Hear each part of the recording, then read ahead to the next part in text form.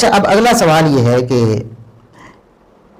خارجیوں کی امامت میں نماز پڑھنے کا کیوں کہا گیا؟ یہ بڑی ایک دلیل پیش کرتے ہیں مرزا صاحب، کہتے ہیں کہ سیدنا عثمان رضی اللہ عنہ کے جو قاتل تھے کہتے ہیں وہ کوئی صبائی پارٹی نہیں تھی، وہ منافق بھی نہیں تھے، بلکہ ان کے الفاظ کیا ہیں وہ میں آپ سے پڑھ کر سناتا ہوں جی۔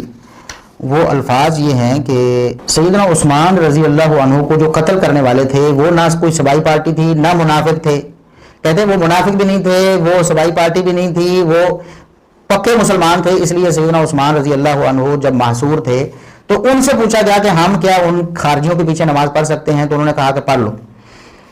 اور دلیل میں مرزا صاحب نے جو روایت پیش کی وہ صحیح بخاری کی 695 نمبر روایت تھی۔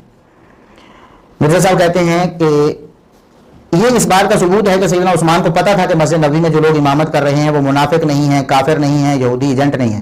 یہ اس بات کا ثبوت ہے کہ سیدنا عثمان کو یہ پتا تھا کہ مسجد نبوی پہ جو لوگ امامت کر رہے ہیں وہ منافق نہیں ہیں، وہ کافر نہیں ہیں، وہ یہودی ایجنٹ نہیں ہیں۔ اچھا جی، یہ کہاں سے ثابت ہوا؟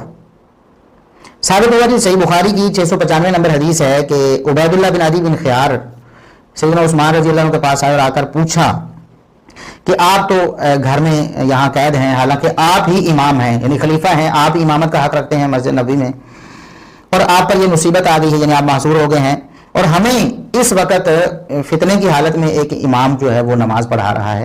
امام و فتنتن کے الفاظ ہیں، اور شارحین نے یہ لکھا ہے کہ امام و فتنتن کا مطلب یہ ہے کہ فتنے کے دور میں جو امام بنے ہوئے تھے وہ ہیں۔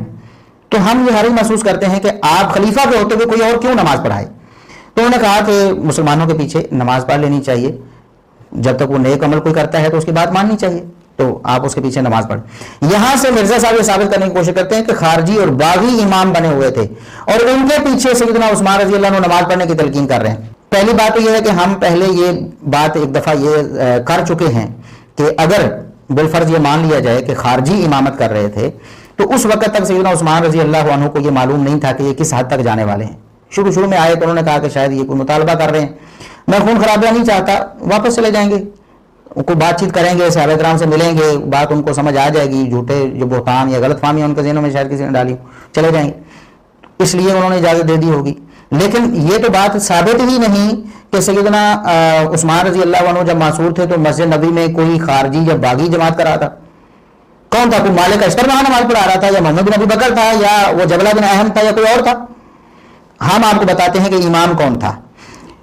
سنن کبری بہقی میں یہ روایت ذرا تفصیل سے آئی ہے 5856 نمبر پہ، سند بالکل صحیح ہے۔ صحیح بخاری والی روایت کی سند صحیح نہیں ہے، یہاں شاید آپ کو کوئی مغالطہ ہو جائے کہ ہم صحیح بخاری کی حدیث کو ضعیف کہہ رہے ہیں، یہ بات اہل علم جانتے ہیں اور مرزا صاحب بھی کئی دفعہ اس کا اظہار کر چکے ہیں۔ بخاری کی صرف حدیثیں صحیح ہیں نا جی؟ کس کا دعویٰ ہے کہ بخاری میں جو کچھ لکھا ہے دو گتوں کے درمیان وہ صحیح ہے؟ ہم بخاری کی صرف مرفوع متصل صحیح الاسناد جو روایتیں ہیں جو ان کو صحیح مانتے ہیں۔ بخاری میں جو اقوال موجود ہیں بے سند معلق روایتیں ہیں ان کو تو کوئی بھی صحیح نہیں مانتا۔ کہ صحیح بخاری کی جو مرفوع متصل احادیث ہیں نا ان پر امت کا اجماع ہے وہ صحیح ہیں، اور صحیح بخاری کا موضوع بھی وہی ہے، کیونکہ صحیح بخاری کا نام الجامع صحیح المسند المختصر من امور رسول اللہ صلی اللہ علیہ وسلم و سننہ و ایامہ، کہ رسول اللہ صلی اللہ علیہ وسلم کے جو معاملات ہیں، آپ کے طریقے ہیں، آپ کے حالات ہیں، ان کے بارے میں جو مرفوع متصل حدیث ہیں وہ صحیح بخاری کا موضوع ہے۔ ان کے علاوہ کوئی معلق روایت ہوگی یا کوئی موقوف یا مقطوع روایت ہوگی تو اس کی سند چیک کی جائے گی، یہ علماء کو معلوم ہے۔ مرزا صاحب بھی اس کا اظہار کر چکے ہیں، اب شاید وہ مکر جائیں اس سے، کیونکہ دلیل تو ان کی بن رہی ہے۔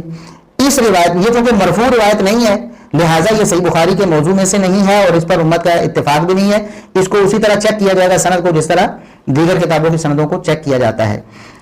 تو اس میں امام زہری جو مدلس ہیں وہ ان سے روایت کو بیان کر رہے ہیں، امام زہری مدلس ہیں اور روایت کو ان سے بیان کر رہی ہیں، تو صحیح بخاری کی یہ صحیح بخاری کی حدیث نہیں ہے جس کو ہم صحیح بخاری کی حدیث کہتے ہیں، صحیح بخاری کی ایک موقوف روایت یعنی سیدنا عثمان رضی اللہ عنہ تک پہنچی ہے نا تو اس کو موقوف روایت کہتے ہیں، یہ رسول اللہ صلی اللہ علیہ وسلم کا فرمان نہیں ہے، یہ صحیح بخاری کی حدیث نہیں ہے، یہ صحیح بخاری کی ایک موقوف روایت ہے جو کہ سندن ضعیف ہے، امام زہری ان سے بیان کر رہے ہیں۔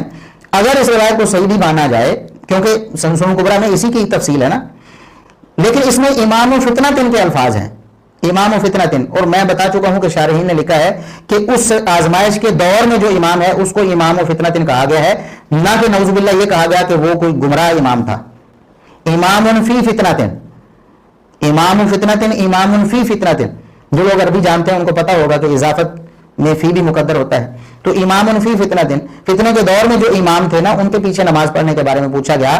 تو فتنے کے دور میں امام ہونے کا یہ مطلب نہیں کہ وہ کوئی فتنہ گر امام تھا.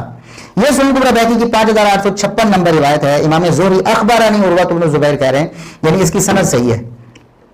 اس میں الفاظ کیا ہیں کہ عبید اللہ بن عدی بن الخیار اخبرہ عروہ بن زبیر کو بتاتے ہیں کہ انہ دخل علی امیر المومنین عثمان رضی اللہ عنہ وهو محصور, کہ وہ سیدنا عثمان رضی اللہ عنہ خلیفۃ المسلمین امیر المومنین کے پاس گئے جبکہ ان کو گھر میں محصور کیا ہوا تھا. وعلی بن ابی طالب رضی اللہ عنہ یصلی للناس, لوگوں کو نماز کون پڑھا رہے تھے؟ علی رضی اللہ عنہ. سیدنا علی بن ابی طالب رضی اللہ عنہ لوگوں کو نماز پڑھا رہے تھے. یہ ہے صحیح بخاری کی حدیث کا اصل مفہوم کہ امام فی فتنۃ, آزمائش کے دور میں سیدنا علی رضی اللہ عنہ کو امامت دی گئی تھی اور آپ امامت کروا رہے تھے. تو پھر بھی عبید اللہ بن عدی بن الخیار جو تابعی ہیں انہوں نے سمجھا کہ جب سیدنا عثمان رضی اللہ عنہ خلیفہ ہے تو حق ان کا بنتا ہے کہ وہ امامت کروائیں. اب سیدنا علی رضی اللہ عنہ امامت کرواتے ہیں تو کیا ہم ان کی امامت میں نماز پڑھیں یا نہیں؟ جا کر خلیفہ وقت سے پوچھا آپ کیا مشورہ دیتے ہیں؟ تو انہوں نے فرمایا ان الصلاۃ احسن ما یعمل الناس, لوگ جو سب سے اچھا کام کرتے ہیں وہ نماز ہی ہوتی ہے. جب تک نیکی کا حکم نیکی کے مطابق کام کرتے ہیں تو آپ پڑھیں, یعنی نماز جب تک سنت کے مطابق پڑھی جا رہی ہے آپ پڑھو, چاہے کوئی بھی پڑھانے والا ہو. یہ مراد نہیں کہ وہ کوئی خارجی باغی پڑھا رہا تھا. سیدنا علی رضی اللہ عنہ پڑھا رہے تھے مرزا صاحب, سیدنا علی رضی اللہ عنہ. تو لہٰذا عثمان رضی اللہ عنہ سے کن کے پیچھے نماز پڑھنے کا پوچھا گیا؟ علی رضی اللہ عنہ کے پیچھے, نہ کہ خارجی باغی کے پیچھے. اور یہ جو اہل بدعت کے پیچھے نماز پڑھنے کے بارے میں بڑی چوٹی کی دلیل پیش کی جاتی, یہی دلیل تھی نا کہ اہل بدعت کے پیچھے نماز کا کیا حکم ہے جی. اور لوگ سب سے پہلے اس کو پیش کرتے ہیں, مرزا صاحب بھی پیش کرتے ہیں کہ دیکھیں جی عثمان رضی اللہ عنہ نے خارجیوں کے پیچھے, باغیوں کے پیچھے, قاتلوں کے پیچھے, جو قتل کرنے والے تھے ان کے پیچھے نماز پڑھنے کا حکم دیا. تو یہ غلط ہے مرزا صاحب, اپنی اصلاح کریں. نہ تو صحیح بخاری میں ہے کہ کوئی گمراہ شخص کوئی خارجی اور باغی نماز پڑھا رہا تھا, وہاں ہے امام فتنۃ یعنی امام فی فتنۃ, فتنے کے دور میں ایک جو امام بنا ہوا تھا, یعنی سیدنا عثمان رضی اللہ عنہ کو محصور کیا ہوا تھا اور بعد میں ظاہر کسی نے نماز تو پڑھانی تھی تو علی رضی اللہ عنہ کو آگے کیا گیا. اس بارے میں پوچھا تھا, نہ کہ خارجیوں اور باغیوں کے پیچھے نماز پڑھنے کے بارے میں, سمجھے. اور اگر اس سے وہ مراد بھی لی جاتی, اگر حدیث صحیح ہوتی, تب بھی ہم پہلے ایک کلپ میں بیان کر چکے ہیں کہ اس وقت تک ان کی جو خباثت تھی, یعنی سیدنا عثمان رضی اللہ عنہ کو شہید کرنا, جس کی بنا پر نبی پاک صلی اللہ علیہ وسلم نے ان کو منافق کہا, وہ چیز تو ظاہر نہیں ہوئی تھی, وہ تو بعد میں انہوں نے قتل کیا تو پتہ چلا. تو بہرحال سیدنا عثمان رضی اللہ عنہ کا ان خارجیوں اور باغیوں کو کلین چٹ دینا کہیں ثابت